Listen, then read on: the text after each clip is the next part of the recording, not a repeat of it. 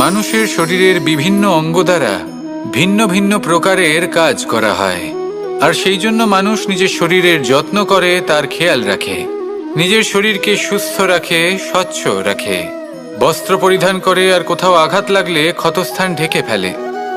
মানুষের শরীরে এমন একটি অঙ্গ আছে যা চোখে দেখা যায় না, যা অদৃশ্য থাকে, কিন্তু সেইটা দিয়ে মানুষের বিষয়ে অনেক কিছু জানা যায়। এবং মানুষের শরীরের সেই অঙ্গের নাম হল বাণী, আপনার ভাষা। আপনি যেভাবে কথা বলেন, যার সাথে কথা বলেন, আপনি যেভাবে শব্দ চয়ন করেন, তার দ্বারা আপনার বিষয়ে অনেক কিছু বোঝা যায়, আপনার ব্যক্তিত্বের বিষয়ে অনেক কিছু বোঝা যায়। সেই জন্য সবসময় কিছু বলার আগে একটু ভেবে নিন, নিজের কথার ওপর একটু নিয়ন্ত্রণ রাখুন। আমার কথা শুনুন, এই হৃদয়কে শুদ্ধ করে তুলুন। যদি এই হৃদয় শুদ্ধ থাকে, তাহলে সর্বদা মধুর বাণী নির্গত হবে, যা সবাইকে প্রফুল্ল করে তুলবে, আর তখন এই মন প্রসন্ন হয়ে বলবে, রাধা রাধা। ধন, সম্পদ, ঐশ্বর্য, মানুষ হয় নিজের সৌভাগ্যের দ্বারা এগুলো লাভ করে থাকেন বা কর্মের দ্বারা। সৌভাগ্য আসলে কি? গ্রহের দশা, যা প্রত্যেক মুহূর্তে বদলাতে থাকে। কর্মের মাধ্যমে যখন আপনি ধন অর্জন করেন, তখন সেই ধন আপনার আগামী প্রজন্ম লাভ করে। সেটা হয় সে ভোগ করে বা তার জন্য তার ভোগান্তি হয়। আর এটা নির্ভর করছে আপনার কর্মের ওপরে। কি কর্ম করেছেন আপনি সেই ধনকে লাভ করার জন্য? যদি আপনি সৎ পথে চলেন, নিষ্ঠা ভরে আপনি কর্ম করে থাকেন এবং তার ফলে আপনি ধন অর্জন করে থাকেন, তাহলে আপনার আগামী প্রজন্ম সেটা ভোগ করবে, সেটা প্রয়োগ করবে নিজের বিকাশের জন্য। কিন্তু যদি আপনি কুকর্ম করে থাকেন, কোনো রকম ছলনা করে থাকেন এই ধন লাভ করার জন্য, তাহলে 100% আপনার আগামী প্রজন্মকে এর জন্য ভুগতেই হবে। তাহলে আপনি কি চাইবেন? যে আপনার আগামী প্রজন্ম সুখ ভোগ করবে, নাকি আপনার কুকর্মের পরিণাম ভোগ করবে? নির্বাচন আপনারই। আসুন আমার সাথে ভালোবেসে বলুন, রাধা রাধা। মাতা পিতার মনে সবসময় এই বাসনা বাস করে যে ওনাদের সন্তানের যেন মঙ্গল হয়। নিজের সন্তানকে সেই সবকিছু দেবার সবসময় চেষ্টা করতে থাকেন যেগুলো তারা নিজেরা নিজেদের জীবনে কখনো পেতে পারেননি। এবং এই প্রক্রিয়ায় সবথেকে গুরুত্বপূর্ণ বিষয়টি ভুলে যান, নিজের সন্তানকে সেই জিনিস দেওয়া যেটা উনি সবথেকে আগে পেয়েছেন। আমি ধনের কথা বলছি না, আমি বলতে চাইছি নিজের অভিজ্ঞতা দ্বারা ওনারা যে মানসিক স্থিতি লাভ করেছেন, ওনারা যে মর্যাদা লাভ করেছেন, যে শিক্ষা ওনারা লাভ করেছেন, সবার আগে নিজের সন্তানকে সেটা দেওয়া প্রয়োজন। সেটা যদি নিজের সন্তানকে দিতে পারেন, তাহলে এই সন্তান জীবনে তার পথে এগোতেও পারবে, ধন অর্জনও করতে পারবে এবং শক্তিশালী অনুভবও করতে পারবে। সেই জন্য সন্তানকে সবার আগে সেটা দান করুন যেটা সব থেকে বেশি মূল্যবান। সেটা দিন যেটা আপনি সবার আগে লাভ করেছেন। আসুন আমার সাথে ভালোবেসে বলুন, রাধা রাধা। কখনো কখনো আমরা খুব ব্যথিত হয়ে পড়ি। আমরা নিজেদের পরিবারের জন্য এত কিছু করি, আর তারা আমাদের দেখলেই ভয়ভীত হয়ে পড়ে, আমাদের দেখলে বিরক্ত হয়। কখনো নিজেদের সন্তানকে বিকাশের পথে অগ্রসর করার জন্য আমরা তাদের উপর একটু জোর দিই যাতে তারা পরিশ্রম করে, কিন্তু সেই সন্তান আমাদের উপর বিরক্ত হয়ে পড়ে। কখনো সন্তানকে সঠিক শিক্ষা দেওয়ার জন্য আমরা তাদের কিছু সীমা নির্ধারিত করি, তখন সেই সন্তানের চোখে নিজেদের জন্য আমরা ঘৃণা দেখতে পাই। মানুষ কেন ব্যথিত হবে না? দেখুন, যখন সূচের দ্বারা আপনি বস্ত্র সেলাই করেন, তখন সূচের আঘাত সেই বস্তুকে সহ্য করতে হয়, কিন্তু তাতে সেই সূচ বা আপনার উদ্দেশ্যে কোনো প্রভাব পড়া উচিত নয়, কারণ আপনি তো আপনার কর্ম করছেন, আর তাও পূর্ণ নিষ্ঠা ভরে, এবং অবশেষে আপনার উদ্দেশ্য শুভ প্রমাণিত হবে। তাই কেউ বিরক্ত হচ্ছে বলে বা কারোর চোখে নিজের প্রতি ঘৃণা দেখার ভয় কখনো পিছিয়ে যাবেন না। কষ্ট না করে বিকাশ সম্ভব নয়, কর্ম করতে থাকুন, সব কিছু শুভ হবে। আসুন আমার সাথে ভালোবেসে বলুন, রাধা রাধা। প্রেমের পরিভাষা আসলে কি? ভিন্ন ভিন্ন ধরনের ব্যক্তি, ভিন্ন ভিন্ন ধরনের প্রেমী আলোচক বিভিন্ন ধরনের পরিভাষা প্রদান করেন এই প্রেম নিয়ে। কিন্তু প্রত্যেকের মনেই কখনো কখনো এই প্রশ্ন এসেছে, এই ভালোবাসা আসলে কি? নিজের প্রিয়তমকে জয় করাই কি প্রেম? চার হাত এক হয়ে যাবার নামই কি প্রেম? নিজের আবেগ ব্যক্ত করাই কি ভালোবাসা? না, প্রেমের অর্থ কাউকে লাভ করা নয়, বরং তার মাঝে বিলীন হয়ে যাওয়া। যদি কারোর হাত ধরে থাকি, তাহলে আজীবন তার সাথে পথ চলা হলো প্রেম। প্রেম শুধুমাত্র সেটা নয় যা প্রেমী আর প্রেমিকার কেশদামে মালা বেঁধে দেয়। মাতা পিতার জন্য দিনরাত পরিশ্রম করা, নিজের পরিবারের জন্য দিনরাত পরিশ্রম করা, সেটাও প্রেম। নিজের বন্ধুদের জন্য, আপনজনের জন্য সবকিছু উজাড় করে দেওয়ার নাম হলো ভালোবাসা। নিজের মাতৃভূমির জন্য সাহসের সাথে লড়াই করা এবং আনন্দে নিজের জীবন ত্যাগ করে দেওয়াও কিন্তু প্রেমের নামান্তর। সেই জন্য যারা বুদ্ধিমান ব্যক্তি, তারা কখনো প্রেমের পরিভাষা খুঁজতে চান না, কারণ তারা জানেন যে এই প্রেম কতটা বিশাল। তারা জানেন যে এই প্রেম হলো এক বিশাল সাগর, যাকে নিজের মুঠোয় ধরে রাখা যায় না। সেই জন্য এই প্রেমের সাগরে ডুবে যান এবং সকলকে ভালোবাসতে শিখুন। যদি সবাইকে ভালোবাসতে পারেন, তাহলে তাদেরও কল্যাণ হবে যারা আপনাকে ভালোবাসে, এবং সকলকে ভালোবাসতে শিখুন। যদি সবাইকে ভালোবাসতে পারেন, তাহলে তাদেরও কল্যাণ হবে যারা আপনাকে ভালোবাসে, তাদেরও কল্যাণ হবে যাদেরকে আপনি ভালোবাসেন, আর আপনারও কল্যাণ হবে। আর তখন এই মন ভালোবেসে বলবে, রাধা রাধা। কখনো এই প্রশ্ন আসতে পারে যে ইমারত কেন নির্মাণ করা হয়, কেন উৎসব পালন করা হয়, কেন মানুষ নিজেদের জন্মদিন পালন করেন, কেন দোল, বিজয়া দশমী, রাখি, দীপাবলির মতো উৎসব পালন করা হয়? যদি এগুলো পালন না করা হয়, তাতে কি যায় আসে? যদি এই দোল উৎসব পালন না করা হয়, তাহলে কি এই সংসার ভুলে যাবে যে নারায়ণের প্রতি ভক্তির কারণে ভক্ত প্রহ্লাদকে অগ্নি স্পর্শও করতে পারেনি? যদি বিজয়া দশমী পালন না করা হয়, তাহলে কি এই সংসার ভুলে যাবে যে এই দিনে শ্রীরাম রাবণকে বধ করেছিলেন?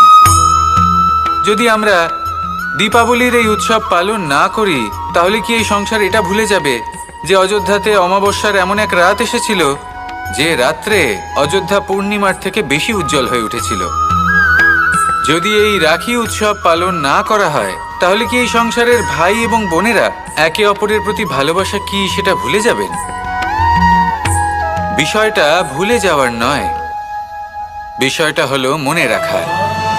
যখন জীবনে আমরা কোনো একটা স্থানে পৌঁছই, উপলব্ধিগুলোর উৎসব পালন করি, যাতে সেই মুহূর্তে আমরা সকলের মধ্যে আনন্দ ছড়াই এবং মানুষ সেই মুহূর্তটা মনে রাখেন। এই স্মৃতিগুলোই মানুষের মধ্যে বিশ্বাসের জন্ম দেয়। এই বিশ্বাস যে আগামী যেদিন আসছে তাতে আরও আনন্দের সম্ভাবনা রয়েছে। ভালোবাসার এই উৎসব, ভালোবাসার এই পার্বণ, এটা মানুষের মনে বিশ্বাসের জন্ম দেয় যে প্রত্যেক যুগে কেউ না কেউ এসেছে এবং পরবর্তীতেও আসবে। তাহলে আসুন আমরা ডুবে যাই আমার লীলার এই প্রেম যাত্রায় এবং ভালোবাসার এমন একটা উৎসব পালন করা যাক যা এই সংসার যুগ যুগ পর্যন্ত মনে রাখবে। তাহলে আসুন আর আমার সাথে ভালোবেসে বলুন, রাধা রাধা। সমুদ্র মন্থনের সময় দুই ধরনের রত্ন লাভ করা হয়েছিল। প্রথম হলাহল, যার প্রভাব থেকে এই সমস্ত সংসারের জীবের প্রাণ বাঁচানোর জন্য মহাদেব তাকে নিজের কণ্ঠে ধারণ করে নিয়েছিলেন। আর দ্বিতীয় অমৃত, যেটা কিঞ্চিত পরিমাণ মাত্রায় পাওয়া গেছিল। কখনো কখনো জীবনে এমন কোনো বস্তু যা আপনি প্রয়োজনের থেকেও অনেক বেশি মাত্রায় ভোগের জন্য লাভ করে থাকেন, তা আপনার জন্য বিষ প্রমাণিত হতে পারে। যেমন জল, প্রয়োজনের থেকে অনেক বেশি মাত্রায় যদি এই জল আসে, তাহলে আপনার প্রাণ কাটতে পারে।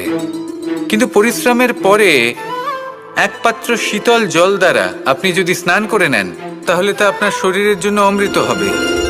পরিশ্রম করার পরে যদি আপনার শরীর এক পাত্র খাবার লাভ করে তাহলে তা আপনার শরীরের জন্য অমৃত। কিন্তু যদি কোনো পরিশ্রম না করেই আপনি দিনরাত শুধুই খাবার গ্রহণ করতে থাকেন তাহলে আপনার কাছে তা বিষ সমান। বিষ এবং অমৃত গ্রহণ করাটা আপনার উপরে নির্ভর করছে। কোনো বস্তু আপনার পক্ষে বিষও হতে পারে, আবার অমৃতও হতে পারে। নির্ভর করছে যে আপনি সেটা কিভাবে ব্যবহার করছেন, কতটা মাত্রায় ব্যবহার করছেন। আসুন আমার সাথে ভালোবেসে বলুন, রাধা রাধা। প্রেম আড়াই অক্ষর, মাত্র আড়াই অক্ষরের এই শব্দ প্রেম, এর মধ্যে ত্রিলোকের এবং সমগ্র ব্রহ্মাণ্ডের বীজ নিহিত আছে। এমন কি আছে যা এই প্রেম করতে পারে না? যেখানে শক্তি এবং বিদ্যা প্রয়োগ করে আপনি কিছুই করতে পারবেন না, সেটাও প্রেম দ্বারা অর্জন করা সম্ভব। প্রেম চাইলে পাথরেও ফুল ফোটাতে পারে। প্রেম চাইলে ন্যাড়া পাহাড়ের বুক চিরে নদীপথ তৈরি করতে পারে। চাইলে নিরক্ষর ব্যক্তিকে সংসারের শ্রেষ্ঠ জ্ঞানী করে তুলতে পারে। শুধুমাত্র এই প্রেমের জন্য সবার দুষ্টু কানাই ঘনশ্যাম হয়ে উঠেছিল। শুধুমাত্র এই প্রেমের টানেই ত্রিলোকের স্বামী দ্বারকাধীশ নির্ধন সুদামার পদসেবাও করেছিলেন। এই প্রেম হলো সংসারের সবথেকে বড় শক্তি। এই সংসারের আধার হলো প্রেম। এমন কিচ্ছু নেই যা এই প্রেমের পক্ষে সম্ভব নয়। যেখানে বিদ্যা এবং শক্তি সাহায্য করতে পারে না, সেখানে এই প্রেম আপনাকে জয়ী করে দিতে পারে। তাহলে আসুন আর আমার সাথে ভালোবেসে বলুন, রাধা রাধা। মানুষ জন্মগ্রহণ করে, তার সাথে ভয়েরও জন্ম হয়। ছোটবেলা থেকেই আমাদের মনে কোনো না কোনো প্রকারের ভয় থেকেই যায়। কেউ এই বিষয়ে ভয় পায় যে তার কোনো বস্তু তার থেকে দূরে চলে যাবে। কেউ এই বিষয়ে ভয় পায় যে আমি নিজেকে হারিয়ে ফেলব। কেউ এই ভেবে ভয় পায় যে আমার প্রিয়জনেরা তারা যেন আমার থেকে দূরে না চলে যায়। কেউ এই ভেবে ভয় পায় যে আমরা যেন পথ না হারিয়ে ফেলি, আদি ইত্যাদি। কিন্তু সত্যি কথা বলতে, ভেবে দেখুন এই ভয় বাস্তবে কি? শুধুই একটা মনস্থিতি, আর কিছুই নয়। যা কিছু আপনি জীবনে পেয়েছেন তা একদিন আপনাকে হারাতে হবে। এই জীবন হলো আপনারই, কিন্তু তাও একদিন সমাপ্ত হবে। তাই ভয় পেয়ে কি লাভ? এই ভয় শুধু আপনাকে জীবনযাপন করা থেকে বাধা দিচ্ছে, আর কিচ্ছু নয়। পথ হারিয়ে ফেললেই বুঝতে পারবেন যে নতুন পথ কিভাবে বানাতে হয়। কিছু মানুষকে জীবন থেকে হারালে তবেই আপনি বুঝবেন যে আপনার আপনজনকে। এই ভয়ের কারণে ভীত হয়ে থাকবেন না। এই তারা নক্ষত্র অন্ধকারের অভাবে গুরুত্ব হারায়। শিবকেও মহাদেব হবার জন্য বিষপান করতে হয়েছিল। প্রত্যেক পরিস্থিতি, প্রত্যেক সাফল্য আপনার পরীক্ষা নেবে। তাতে উত্তীর্ণ হওয়া হলো আপনার কর্ম। যখনই আপনি ভয় পাবেন বা সংকটের সম্মুখীন হবেন, তখন সাহসের সাথে তার সম্মুখীন হন। মনে রাখবেন, যে সম্মুখীন হতে জানে সাফল্য তার সাথে সবসময় থাকে। আসুন আর আমার সাথে ভালোবেসে বলুন, রাধা রাধা। সাফল্যের বাস্তব অর্থ কি? নিজের লক্ষ্যে দৃষ্টিবদ্ধ হয়ে থাকা, প্রতিদিন তার জন্য কর্ম করা, দৃঢ় নিষ্ঠার সাথে উত্থান পতনের সামনে এগোতে থাকা, আর নিজের লক্ষ্য প্রাপ্ত করা, এটাই কি সাফল্য? যদি আপনার কোনো বস্তু লাভ করতে হয়, কোনো শক্তি লাভ করতে হয় বা কোনো স্থান লাভ করতে হয়, তাহলে তার জন্য এসব ঠিক আছে, কিন্তু বাস্তবে সাফল্য এটা নয়। আপনার কাছে থাকা কোনো বস্তু, শক্তি বা স্থান আপনি কিভাবে ব্যবহার করবেন তা আপনার উপর নির্ভরশীল। যদি তার সঠিক ব্যবহার আপনাকে করতে হয়, তাহলে উচিত সময় এবং উচিত স্থানে আপনাকে থাকতেই হবে। একে নিয়তিও বলা হয়। এবার ধরুন, এমন কোনো গ্রন্থ আছে যা জ্ঞানের দ্বারা ভরপুর, এমন জ্ঞান যার দ্বারা জীবন বদলে দেওয়া সম্ভব। এবার এই গ্রন্থ যদি এমন কোনো ব্যক্তির হাতে পৌঁছয় যিনি নিরক্ষর, তিনি কি এই গ্রন্থের সদ্ব্যবহার করতে পারবেন? কখনোই নয়। সেই জ্ঞান দিয়ে নিজের আচরণ পাল্টাতে পারবেন? কখনোই নয়। সেরকমই ধরুন, কোনো ব্যক্তি যার কাছে একটা অস্ত্র আছে যার দ্বারা উনি শত্রুকে শেষ করে দিতে পারেন, কিন্তু সেই ব্যক্তি হলেন একজন কাপুরুষ। তিনি কি শত্রুকে শেষ করতে পারবেন? তিনি কি জয়লাভ করতে পারবেন? কখনোই নয়। আপনার কাছে কি আছে তার থেকেও বেশি গুরুত্বপূর্ণ আপনি তা দিয়ে কি করবেন। উচিত ব্যক্তির সাথে উচিত সময় উচিত স্থানে থাকা বেশি গুরুত্বপূর্ণ। নিজের গুণের সাথে, নিজের শক্তির সাথে, নিজের জ্ঞানের সাথে উচিত সময় উচিত স্থানে অন্যের যন্ত্রণাকে দূর করা, অন্যের জীবনকে আরো সুন্দর করে তোলা, এটাই হলো সাফল্য। তাহলে সাফল্যের বাস্তব অর্থ বুঝুন, অর্থাৎ নিজেকে আরো প্রসন্ন রাখুন। আর আমার সাথে ভালোবেসে বলুন, রাধা রাধা। বুদ্ধি আর বিবেকের পার্থক্য কোথায় তা নিয়ে এই সংসার অনেক কিছুই ভাবে। কিছু মানুষ ভাবেন যে এই দুই হলো একই, কিন্তু যদি সত্যি কথা বলি তাহলে এই দুইয়ের মধ্যে একটা অমূল্য পার্থক্য আছে। আর তা হলো এটা যে বুদ্ধির সম্পর্ক হলো মস্তিষ্কের সাথে আর বিবেকের সম্পর্ক হলো হৃদয়ের সাথে। যে কোনো বুদ্ধিমান মানুষ কি করেন? নিজের মতন করে এই সংসারকে বদলে ফেলতে চেষ্টা করেন। একজন বিবেকশীল মানুষ কি করেন? নিজের অন্তরকে, নিজের মনকে বদলে ফেলতে চেষ্টা করেন। কারণ মানুষের সংসার এই মনের মধ্যেই বসবাস করে। তাই নিজের বুদ্ধির ব্যবহার অবশ্যই করুন, কিন্তু তাতে বিবেকের লাগামটা অবশ্যই শক্ত হাতে ধরবেন। আসুন আমার সাথে ভালোবেসে বলুন, রাধা রাধা। মানুষের মধ্যে একটা বিচিত্র প্রবৃত্তি থাকে, অন্য সকলের বিষয়ে, তাদের জীবনের বিষয়ে, তাদের ব্যক্তিত্বের বিষয়ে, তাদের ভবিষ্যতের বিষয়ে অনুমান করা। এটা হলো অনুচিত। কারোর অতীতকালকে দেখে লোকে ভবিষ্যৎ বলে দিতে পারেন, বর্তমানকে দেখে ভবিষ্যতের বিষয়ে অনুমান করে ফেলেন। উদাহরণ দিতে হলে বলবো, কোনো দাসকে দেখুন, ওকে দেখে লোকে বলে যে ওর ভবিষ্যৎ সেটাই হতে পারে, অনুমান করে ফেলেন। আর এই রাজাকে দেখুন, উনি তো কত সুখী হবেন, উনি তো জগতের সব থেকে অধিক সুখী মানুষ, কত সুখ সুবিধা আছে ওনার কাছে, ধারণা করে ফেলেন। তবে সত্য তো এটাই যে কারোর ব্যক্তিত্বের বিষয়ে, তাদের ভবিষ্যতের বিষয়ে আপনি পূর্ণ সত্য কখনোই বলতে পারবেন না, শুধু অনুমান করতে পারবেন। আর এই অনুমান করে সত্যি কোনো লাভ হয় না, কারণ এই কাল সেটা হলো অত্যন্ত শক্তিশালী। কালো থেকে কালোতর কয়লাকেও হিরেতে পরিণত করতে পারে, অনেক বড় বড় রাজাকেও বিদূষক বানিয়ে ফেলতে পারে এক মুহূর্তেই। তাহলে আপনি অনুমান করে কি লাভ? কি পেলেন অনুমান করে?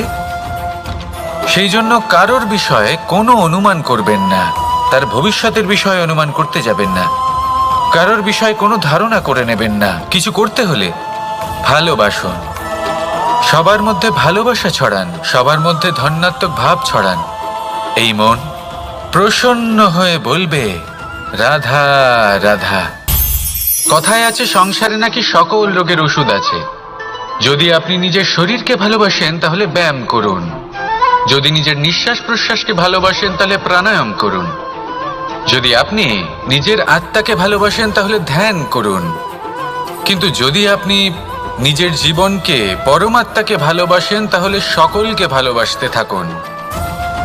এই ভালোবাসা অত্যন্ত গুরুত্বপূর্ণ এবং আবশ্যক।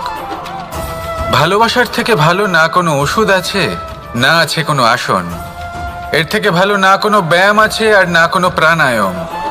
এই ভালোবাসা বড় বড় সমস্যারও সমাধান করতে পারে, ভালোবাসা বড় বড় বিপদকে আপনার থেকে দূর করতে পারে।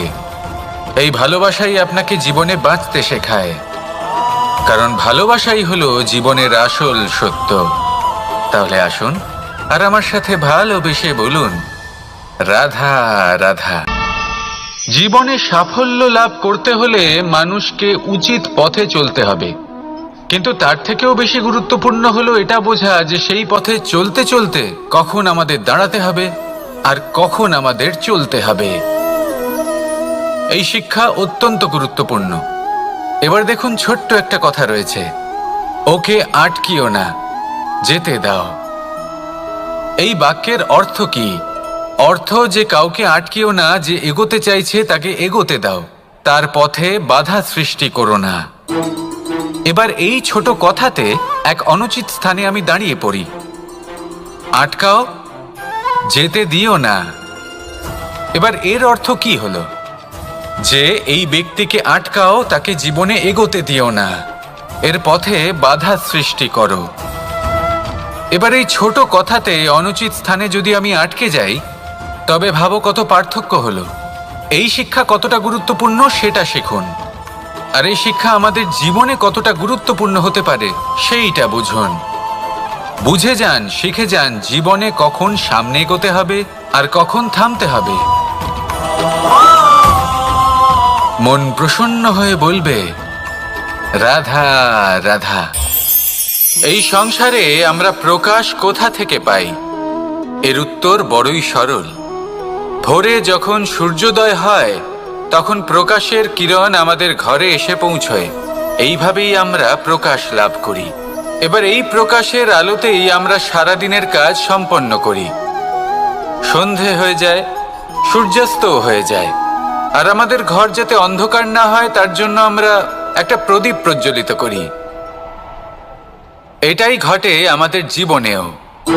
এবার প্রবাহমান আয়ুর সাথে আমরা আমাদের অন্তরে যদি একটা প্রদীপ প্রজ্বলিত করে নিই, তাহলে বিষয়টাই অন্যরকম হবে। এবার আপনি বলবেন, কোন প্রকাশের কথা বলছি যে আমাদের অন্তরে জাগ্রত করা সম্ভব? আমাদের আত্মার মাঝে প্রেমের প্রকাশ জাগ্রত করার কথা বলছি। কারণ আমাদের এই জীবন এও হলো দিনের আলোর মতো। আজ প্রকাশ আছে, কিন্তু কোনোদিন অবশ্যই অস্ত হবে। কিন্তু অস্ত হবার আগে যদি আমরা আমাদের আত্মার মাঝে প্রেমের এই প্রকাশ উজ্জ্বলিত করে নিই, তাহলে আমাদের সন্ধ্যাকালও আমরা আনন্দে এবং প্রেমে যাপন করব।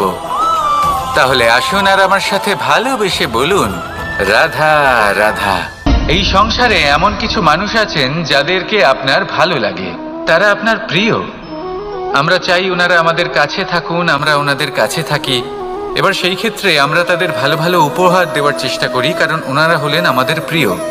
আর তার বদলে আমরা আশা করে থাকি যে ওনারা আমাদের একটু সম্মান করবেন। এবার এই মানুষজন যারা আমাদের প্রিয়, এদের আমরা একটা উপহার দিই। সোনা দিয়ে থাকি, আভূষণ দিয়ে থাকি, হিরে মুক্তো দিয়ে থাকি। কিন্তু যদি ভেবে দেখি, এই সব কিছুরই একটা মূল্য আছে। ভেবে দেখুন, আপনি কি তাদের এমন কোনো উপহার দিতে পারেন যা কিনা অমূল্য? তা এরকম উপহার কি হতে পারে? ঠিক বলেছেন আপনি, প্রেম। এই প্রেমই হলো অমূল্য, কারণ মন থেকে এর উৎপত্তি হয়। না চেয়ে পাওয়া যায় আর না ছিনিয়ে নেওয়া যায় এই ভালোবাসা। ঠিক এইরকমই হয় এই সম্মান। যদি সম্মান করো তাহলে মন থেকে এবং ভালোবেসে করো, ভয় পেয়ে নয়। মনে রাখবেন, যে মাথা ভয়ের দ্বারা নত হয়, বিরোধিতাও প্রথমে সেই করে থাকে। যে মাথা ভালোবেসে নত হয়, তা আপনার জন্য বলিদানও দিতে পারে। এই সংসারের সব থেকে বড় উপহার, সব থেকে বড় বরদান এই প্রেম এবং সম্মান। তাকে সম্মান করুন আর আমার সাথে ভালোবেসে বলুন, রাধা রাধা। সমস্ত মানুষের জীবন কিছুটা সমান হয়। মানুষ জন্মগ্রহণ করে, তারপর চলতে শেখে, জীবনে এগিয়ে চলে, বার্ধক্য লাভ করে, তারপর সমাপ্ত হয়ে যায়। কিন্তু সেই ব্যক্তিরা কারা যারা প্রকৃত অর্থে মনুষ্য জীবন যাপন করেন?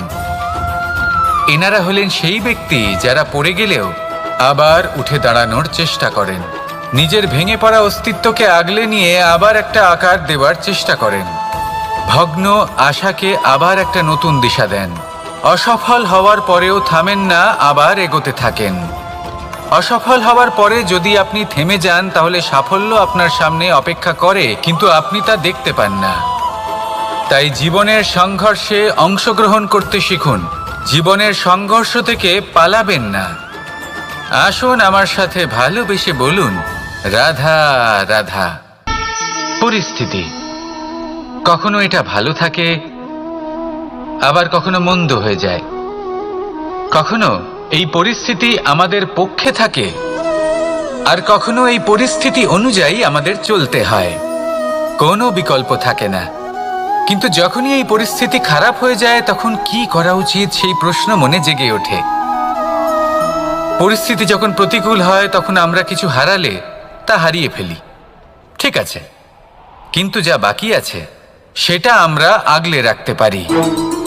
পরিস্থিতিকে সামলে রাখার চেষ্টা আমরা অবশ্যই করতে পারি, শুধু সেটুকুই আমাদের হাতে রয়েছে। কিন্তু এর থেকেও বড় সমস্যা আছে, অহংকার। কখন প্রবেশ করে আমরা জানতেও পারি না। এই অহংকার আপনাকে বুঝতেও দেবে না যে আপনি সত্যি কিছু হারিয়েছেন। আপনার কিছুই যাবে আসবে না। দেখতে গেলে আকাশের সূর্য নিজের প্রকাশ হারিয়ে ফেলে যখন অন্ধকার ঘনিয়ে আসে। তাহলে আমরা কে হই? ওনার সামনে তো কিছুই নই। এই অহংকার আমাদের দমন করতেই হবে। এটা বিশ্বাস করতে হবে যে এই সমগ্র সৃষ্টিতে আমরা শুধুমাত্র একটা কণা, তার থেকে বেশি আর কিছুই নয়। বিশ্বাস করতে হবে যে আমরা ততটাও বড় নই যে কখনোই কিছুই হারাবো না। এবার যেদিন এই জ্ঞান আপনি আত্মস্থ করে নিজের আচরণ পাল্টাবেন, মনে রাখবেন সেই দিনই অহংকারকে দমন করতে আপনি পথে অগ্রসর হয়ে পড়েছেন।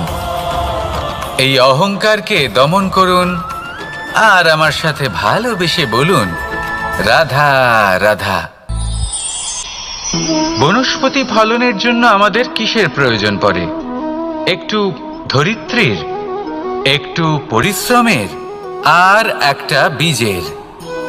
এবার যদি মানুষের কথা বলি, তাহলে এখানে ধরিত্রী হলো মানুষের এই জীবন, যেখানে মানুষ নিজের ইচ্ছের ফল ফুল ফলন করতে চায়। পরিশ্রম হলো আমাদের কর্ম, আর বীজ হলো আমাদের নির্বাচন। আমাদের বেছে নিতে হবে যে আমরা কি বপন করব, আম নাকি ফণি মনসা। এর মধ্যে আমরা কি পেতে চাই? রসালো ফলের ফলন চাই নাকি কাঁটার ফলন চাই, তা আমাদের উপর নির্ভরশীল। কিন্তু একটা কথা ঠিক, লক্ষ্য যেমনই হোক না কেন, জীবন যেমনই হোক না কেন, যদি আপনি লক্ষ্যের দিকে এগোতে থাকেন, তাহলে কর্মের সাথে খামখেয়ালি আচরণ করতে পারবেন না।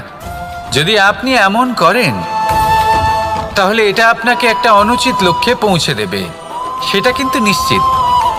সবসময় এটা মনে রাখবেন, কর্মের সাথে খামখেয়ালি হবেন, অর্থাৎ কর্মফলও আপনার সাথে খামখেয়ালি হবে। তাহলে নিষ্ঠার সাথে কর্ম করতে থাকুন আর নিজের লক্ষ্যকে প্রাপ্ত করুন। আর আমার সাথে ভালোবেসে বলুন, রাধা রাধা। জীবনে এমন কিছু কাজ রয়েছে যা আমাদের কখনোই করা উচিত নয়, যেমন আশা করা। যদি আপনি আশা করেন আর আপনার আশা পূর্ণ না হয়, আপনি খুবই কষ্ট পাবেন। এবার আপনি যদি প্রতীক্ষা করেন, করতেই থাকেন, আর সেই ব্যক্তি যদি না আসে, তাহলেও খুব কষ্ট পাবেন। আর হলো তুলনা। আপনি যদি তুলনা করতে যান, তাহলে এটাই ভাববেন যে হয় আমি বা অন্য কোনো ব্যক্তি, এই দুজনের মধ্যে কোনো এক ব্যক্তি নিকৃষ্ট। আর এই ভাবনাটাই হলো অনুচিত। যদি আমরা কথা বলি সেই সব বিষয়ে যা আমাদের করা উচিত, যেমন পরীক্ষা, এই পরীক্ষা সবসময় আমাদের আরো করে তোলে, আরো শ্রেষ্ঠ করে তোলে, আরো উৎকৃষ্ট করে তোলে। আসন্ন মহাসংগ্রামের জন্য আমাদের তো এই পরীক্ষা। এই পরীক্ষা থেকে কখনোই আলবেন না, এর সম্মুখীন হন।